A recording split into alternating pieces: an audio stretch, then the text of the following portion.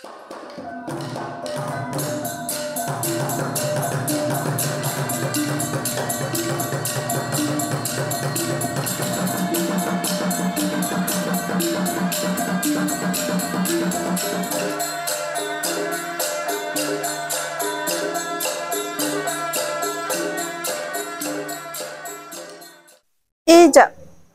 Kita tengah buat apa ni?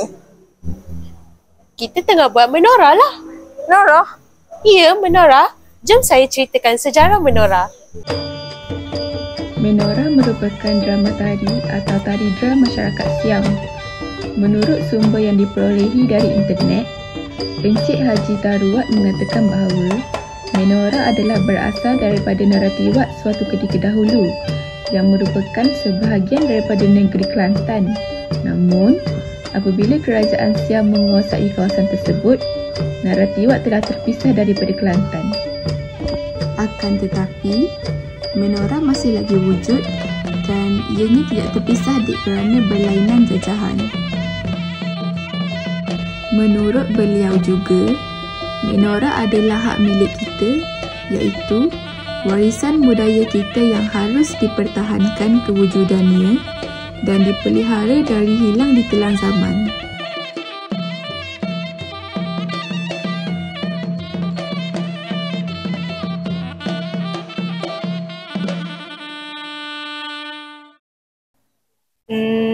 Dalam menorah ni ada berapa watak Oh, dalam menorah ni ada beberapa watak. Antaranya ialah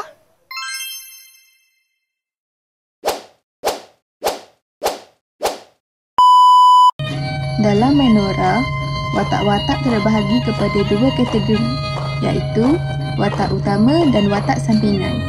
Terdapat 3 watak utama dalam menorah yang merangkumi watak utama iaitu Perwira, Sri Kandi dan juga Tok Perang yang memegang peranan penting dalam menceritakan kisah-kisah rakyat melalui tarian. Watak sampingan berfungsi menyokong perkembangan cerita serta memberikan warna yang lebih pelbagai dalam persembahan. Antaranya adalah watak dayang-dayang serta antagonis seperti watak raksasa, jin atau musuh istana. Perwira merupakan watak wira lelaki yang sering menjadi teraju utama dalam sesebuah cerita. Manakala, watak Sri Kandi pula merupakan watak wira wanita yang juga memainkan peranan penting dalam tarian dan penceritaan menorah. Watak Tok Perang memegang peranan ketenteraan atau kepemimpinan tentera, namun kebiasaannya watak Tok Perang akan membawa dialog-dialog yang lucu. Kadang-kadang terdapat 2 orang Tok Perang di dalam persembahan menorah. Menurut Encik Tarawat, dalam persembahan menorah harus mempunyai Pak Sitong, Inang dan Perang.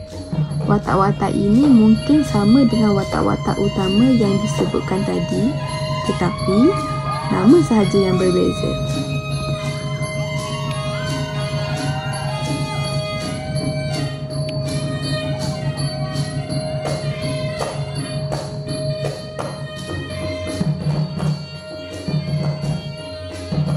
Perang biasanya akan memakai topeng dan membawa watak jenaka.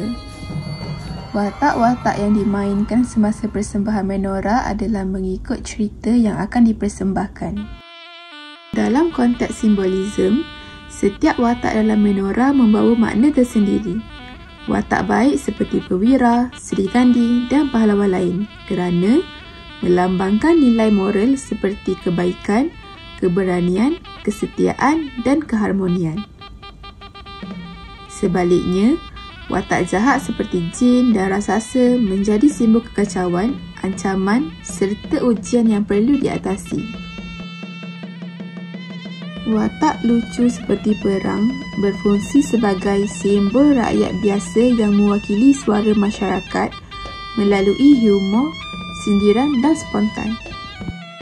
Di samping itu, watak-watak mistik menonjolkan kepercayaan masyarakat terhadap kuasa gaib, alam roh dan spiritualiti yang menjadi sebahagian daripada budaya tradisional.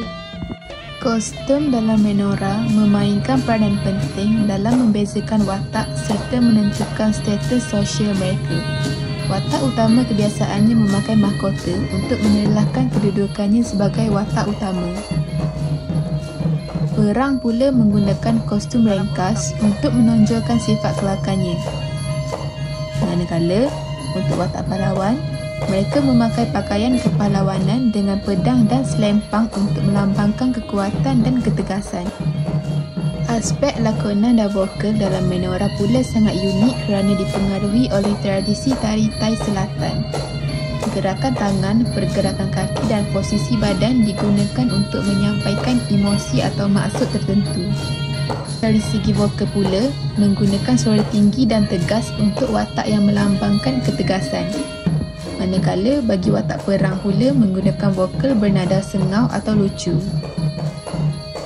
Dalam edeganistik, bacaan mantra atau nyanyian berunsur ritual turut digunakan menunjukkan pengaruh spiritual dalam persembahan.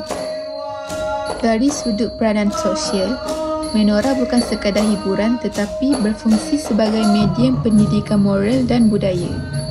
Nilai-nilai seperti keberanian, kesetiaan serta kepentingan menjaga keharmonian masyarakat disampaikan secara halus melalui penceritaan. Apabila dibandingkan dengan bentuk teater tradisional lain seperti makyung dan wayang kulit, menorah mempunyai keunikan yang tersendiri. Makyung menekankan unsur ritual dan naratif berkait keturunan dan mitos Melayu, manakala wayang kulit menggunakan patung bayang dengan penceritaan epik. Secara keseluruhannya, sistem watak dalam menorah bukan sahaja memperkaya naratif penceritaan, malah mencerminkan struktur sosial, nilai budaya dan kepercayaan masyarakat yang menghidupkannya. Melalui gabungan watak baik, jahat, lucu dan mistik serta penggunaan kostum, vokal dan lakonan yang simbolik, menorah berjaya mengekalkan kedudukannya sebagai salah satu bentuk teater tradisional yang paling kompleks dan menarik dalam warisan budaya Nusantara. Itu saja daripada kami. Terima kasih.